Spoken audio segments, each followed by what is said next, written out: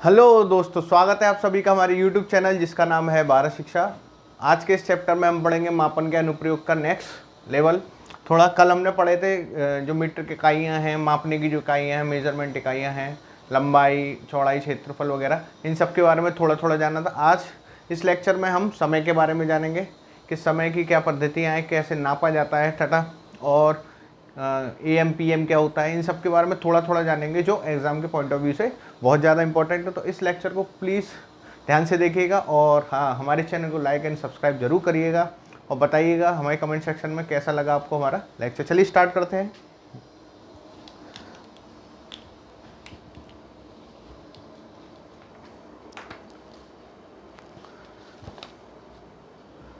तो समय का मापन, मेजरमेंट ऑफ टाइम।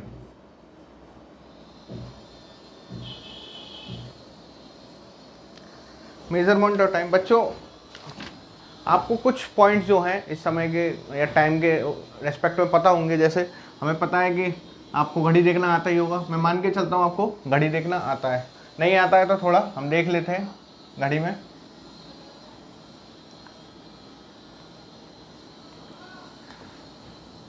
ठीक है, सबसे पहले घड़ी बनाने के लिए 12 को लिखिए, 12 के जस्ट सामने 6। ठीक है, यहाँ लिखिए 3 और 3 के जस्ट सामने 9। ठीक है, ये बेसिक घड़ी बनाने का तरीका, पैटर्न है। ठीक है, 12, 1, 2, 3, 4, 5, 6, 7, 7, 8, 9, 10 और ये 11। ठीक है, नॉर्मल घड़ी इसी तरह से बनी होती है। ठीक है, तो इसमें सबसे पहले जो होती है वो होती है सेकंड की सुई। ठीक है, एक सुई होती है जिसको हम घंटे की सुई कहते हैं और एक सुई होती है जिसको हम मिनट की सुई कहते हैं। ठीक है, ठीक, घंटे की सुई थोड़ी छोटी कर देते हैं। ठीक है, 3 सुइयां होती हैं घड़ी में। ठीक है, ये सेकंड वाला कांटा, ये सेकंड, ये घंटे का और ये मिनट का। ठीक है, ये सेकंड का कांटा, ये घंटा और ये हो गया मिनट का कांटा। ठीक है, ठीक है, घंटे का कांटा जो है मिनट के कांटे से छोटा होता है, सेकंड का है। ठीक है, वो हमने एक नॉर्मल लाइन से दिखा दिया। ठीक है, 1 से लेके 12 तक की इसमें डिजिट्स होती हैं या अंक होते हैं। ठीक है, किसी भी नॉर्मल घड़ी में। ठीक, और 1 से 12 तक के सारे अंक होते हैं। प्रत्येक जो अंक है उनके बीच में, प्रत्येक अंक के बीच में 4 क्षैतिज रेखा, मतलब 4 ऐसी नॉर्मल रेखाएं रहती हैं। क्योंकि पहला जो अंक रहता है 1, 2, 3, 4, 5, पहला अंक दूसरे अंक से कम 5 सेकंड दूर होता है या 5 छोटी रेखाओं के दूर होता है। ठीक है, फिर ऐसे ही 4 डिवीजन होते हैं हर एक अंक के बीच, 1, 2, 3, 4। ठीक है, 1, 2, 3, 4, 1, 2, 3, 4, फिर 5वां 1, 2, 3, 4, 1, 2, 3, 4, पूरे 3, 4, 2, 3, 4, 1, 2, 3, 4, 1, 2, 3, 4, 1, 2, 3, 4। ठीक है, समझ में आ गया होगा। 1 से लेके 12 तक की संख्या होती है, 3 कांटे होते हैं इसमें, 1 सेकंड का, 1 मिनट का, 1 घंटे का। ठीक है, और प्रत्येक अंक के बीच में 4 रेखाएं होती हैं जो 2 अंकों को विभाजित करती है। ठीक है, और जो दूसरा अंक है वो 5वीं रेखा पर अंकित होता है। ठीक है, ठीक है, तो अब इनके बारे में थोड़ा थोड़ा समझ लेते हैं। मिनट की सुई, घंटे की सुई और सेकंड की सुई के बारे में। सेकंड की जो सुई होती है वो पूरा एक चक्कर 60 सेकंड में लगाती है। ठीक है, लिख लीजिए इसके ऊपर हेडिंग, सुई चक्कर। 60 सेकंड में एक पूरा चक्कर लगाती है। और मिनट की सुई जो होती है वो पूरा 60 मिनट में। यानी कि अगर सेकंड की सुई 2 से स्टार्ट हो रही है तो पूरा 2 पर आने में पूरा समय लगेगा उसको 60 सेकंड। ठीक है, मिनट की सुई अगर 9 पर है, पूरा एक चक्कर यानी फिर से 9 पर आने में उसे 60 मिनट लगेंगी। और घंटे की जो सुई होती है उसे 12 घंटा लगता है पूरा एक चक्कर लगाने में। यानी कि अगर घंटे की सुई मान लीजिए 5 पर है, पूरा ये दोबारा 5 पर आएगी तो टोटल 12 घंटे हो जाएंगे। गिन भी सकते हैं, 1 2 3 4 5 6 7 8 9 10 11 12। ठीक, अब इनका मेन वो क्या है थोड़ा जान लेते हैं। 1 घंटा जो होता है वो होता है 60 मिनट के बराबर।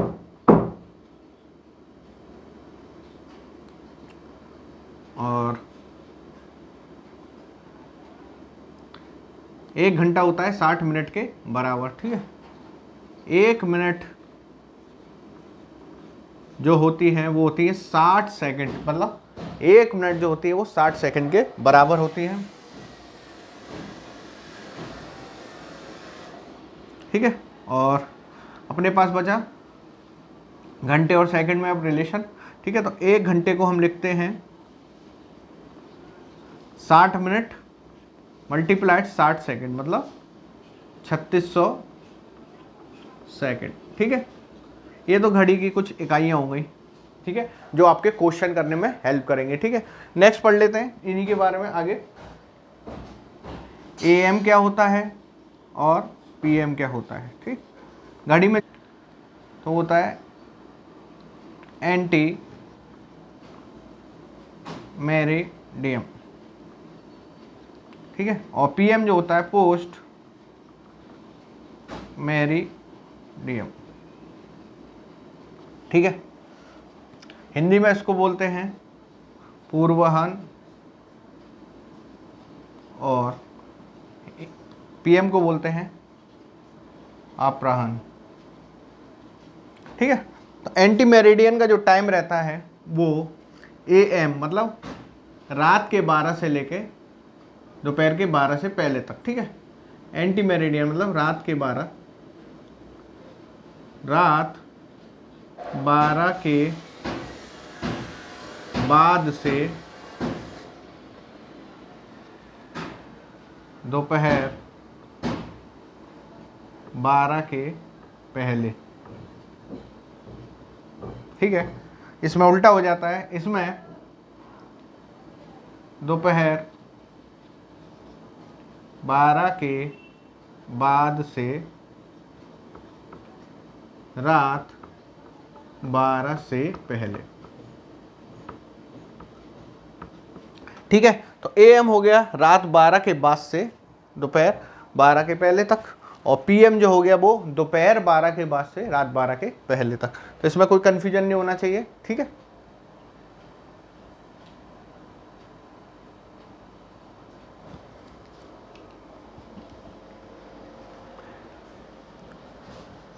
नेक्स्ट आगे बढ़ते हैं बच्चों।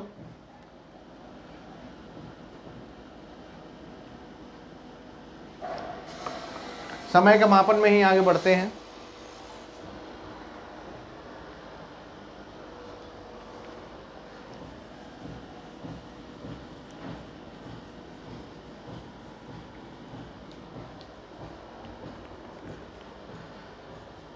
कुछ नॉर्मल इकाइयाँ हैं। एक सप्ताह, आप जानते होंगे सप्ताह मतलब 1 वीक,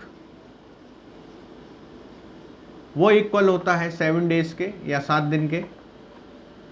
ठीक है, और 1 मंथ या 1 महीना बराबर होता है 30 दिन, और कुछ कुछ महीनों में 31 दिन के बराबर। ठीक है, अब जानते हैं आप 1 वर्ष में 12 महीने होते हैं। ठीक है, और 12 महीने अगर लीप ईयर है तो 366 दिन फॉर लीप ईयर या लीप वर्ष के लिए, और 365 दिन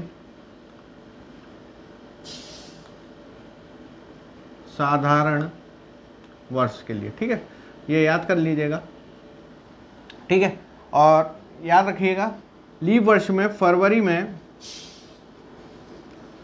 29 दिन होते हैं। ठीक है, बाकी लीप में। ठीक, और 28 दिन जो होते हैं वो होते हैं सामान्य वर्ष में। ठीक, फरवरी में ही। ठीक, अब जनवरी फरवरी में दिन निकालने के लिए ये मैं मुट्ठी बना लेता हूँ, ठीक है। ये अपना हाथ है, हाथ की मुट्ठी को ऐसे बंद करिएगा, ठीक है। तो जनवरी फरवरी में दिन काउंट करने के लिए, ठीक, जनवरी फरवरी का तो मैंने बता ही दिया 28 से 29 दिन, ठीक है। जनवरी फरवरी मार्च अप्रैल मई जून जुलाई अगस्त सितंबर अक्टूबर नवंबर दिसंबर, मतलब हमें यहाँ से ही स्टार्ट करना है। तो जो ऊपर है, हड्डी ऊपर आई हुई है, उसमें 31 दिन तथा जो अंदर जा रहे हैं वो अंदर जो जाएंगे वो 30 दिन के होंगे। फरवरी को हम एक्सेप्शन मान के करते हैं, मतलब 28 से 29 दिन, उसको 28 से 29 दिन ही रखेंगे, ठीक। तो ये होंगे जनवरी, अंदर घुसा हुआ फरवरी, मार्च अप्रैल मई जून जुलाई, ठीक है। और ये ऊपर ऊपर वाले हैं 31 दिन वाले, ठीक ठीक। फिर अगस्त यहीं आएगा जनवरी के पास, अगस्त, फिर आएगा सितंबर, फिर आएगा अक्टूबर, फिर आएगा नवंबर, फिर दिसंबर, ठीक। जो मैंने रेड से वो किए हैं ये सारे 31 दिन वाले हैं। बाकी जो बचे हुए हैं, जो अंदर घुसे हुए हैं, वो सारे 30 दिन या 28 से 29 दिन वाले, ठीक है। तो इस तरह हम याद कर सकते हैं जनवरी फरवरी मार्च अप्रैल मई जून जुलाई अगस्त सितंबर अक्टूबर नवंबर दिसंबर। पेपर में आपको रटने की जरूरत नहीं है, केवल मुट्ठी बंद करिएगा। जो हड्डियाँ ऊपर हैं वो मंथ 31 दिन के और जो अंदर घुसे हुए हैं 30 दिन के, ठीक है। फरवरी में 28 से 29 दिन आप लीप वर्ष और नॉर्मल दिन के हिसाब से चेंज कर सकते हैं, ठीक है। नेक्स्ट बच्चों पढ़ लेते हैं हम कैलेंडर।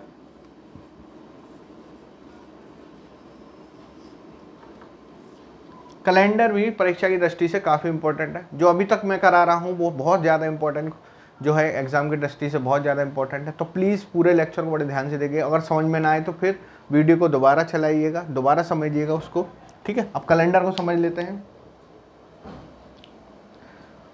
हमें पता है पूरा वर्ष जो है वो जनवरी से लेके दिसंबर तक विभाजित होता है, मतलब टोटल 12 महीने होते हैं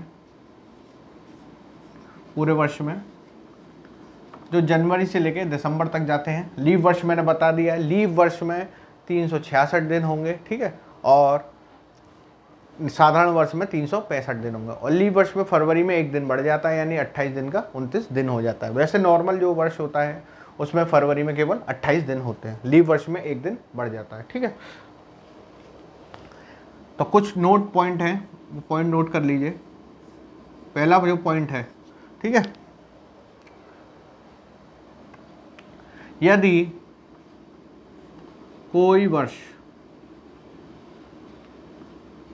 4 से पूर्णतया विभाजित होता है तो फरवरी में 29 दिन होंगे, यानी वह लीप ईयर होगा,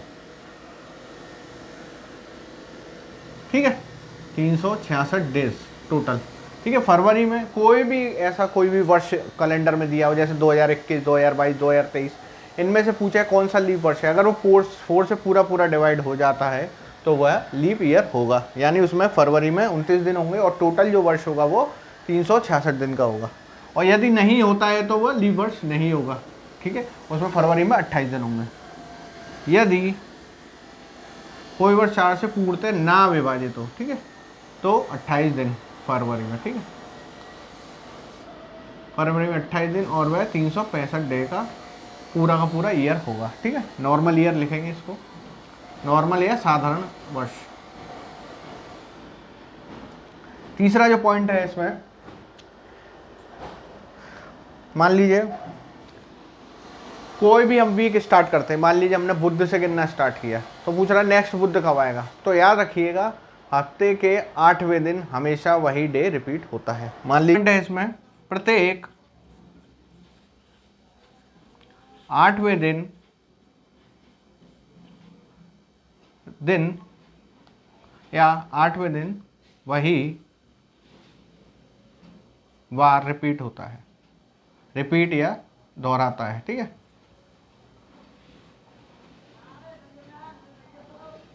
इसका मतलब क्या हुआ, मान लीजिए मेरे पास 5 तारीख को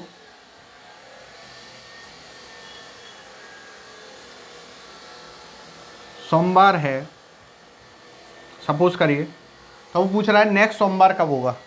तो 8वें दिन मतलब 5 से 8 और जोड़ दीजिए, 6, 7, 8, 9, 10, 11, 12, 13। ठीक है, तो 13 तारीख को नेक्स्ट सोमवार होगा।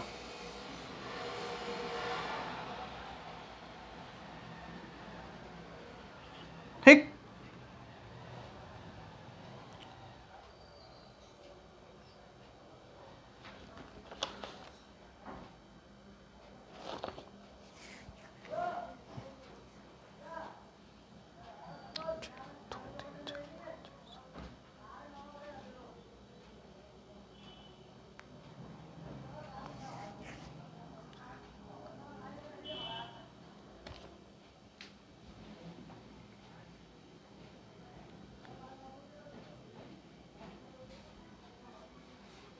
आठवें दिन वही दोहराया जाता, प्रत्येक 8वें दिन वही दिन दोहराया जाता है या बार दोहराया जाता है।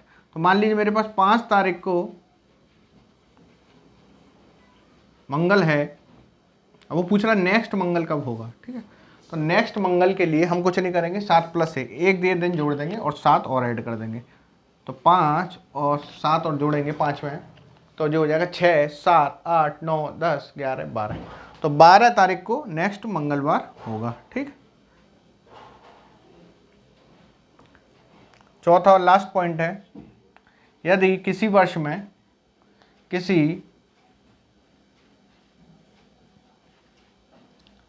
सामान्य वर्ष में 1 जनवरी है, ठीक है, 1 जनवरी को बुधवार है,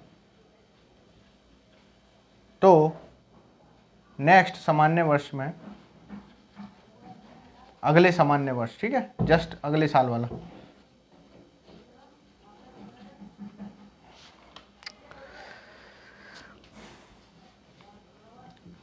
एक जनवरी को क्या होगा, ये दिन पूछ रहा है। ठीक है, क्वेश्चन में दिया है या फिर एग्जाम्पल के तौर पे ही समझ सकते हैं, किसी सामान्य वर्ष में 1 जनवरी को बुधवार है, तो पूछ रहा है उसी अगले सामान्य वर्ष में, उस अगले सामान्य वर्ष की 1 जनवरी को कौन सा दिन होगा, तो एक दिन उसमें ऐड कर देंगे। ठीक है, पहले वाले में था बुधवार, तो बुधवार में एक दिन और ऐड करेंगे, तो दूसरे सामान्य वर्ष में क्या आ जाएगा, गुरुवार या बृहस्पतिवार। ठीक है, इस तरह कैलेंडर के क्वेश्चन पूछे जाते हैं और इस तरह कुछ बेसिक नॉलेज है जो मैंने आपको कैलेंडर की दी है। ठीक है, और इस पर क्वेश्चन बहुत बनते हैं। ठीक है, नेक्स्ट लेक्चर में हम इन्हीं पर कुछ क्वेश्चंस करेंगे, जो टाइम है, जो लंबाई मापन है, पूरे मापन पर कुछ हम क्वेश्चंस करेंगे, टाइम पर, कैलेंडर पर, और लंबाई मापन, भार मापन, ठीक है, क्षेत्रफल, वॉल्यूम पर। ठीक है, तब तक के लिए आप इनको रिवाइज करिएगा, जितने भी मैंने क्वेश्चंस बताए हैं, जितने भी मैंने फॉर्मूलाज बताए हैं, जितने भी मैंने आपको ट्रिक्स बताई हैं, और जितने आपने बेसिक कॉन्सेप्ट बताए हैं, उन्हीं के आधार पर पूरे का पूरा चैप्टर आप रिवाइज करिएगा। ठीक है, तो नेक्स्ट लेक्चर वो जो बचा है वो केवल इनके क्वेश्चंस का है, पूरा जो मैंने एग्जाम की दृष्टि से पूरा चैप्टर करा चुके हैं। ठीक है, अब नेक्स्ट लेक्चर में हम इन पर कुछ बेसिक क्वेश्चंस करेंगे, कुछ एडवांस क्वेश्चंस भी करेंगे जो एग्जाम में पूछे जाते हैं। तब तक के लिए पढ़ते रहिएगा, और हाँ, प्लीज़ चैनल को लाइक और सब्सक्राइब करना ना भूलें, और अगर आपको ये वीडियो पसंद आए तो हमें कमेंट सेक्शन में ज़रूर बताइएगा। Thank you.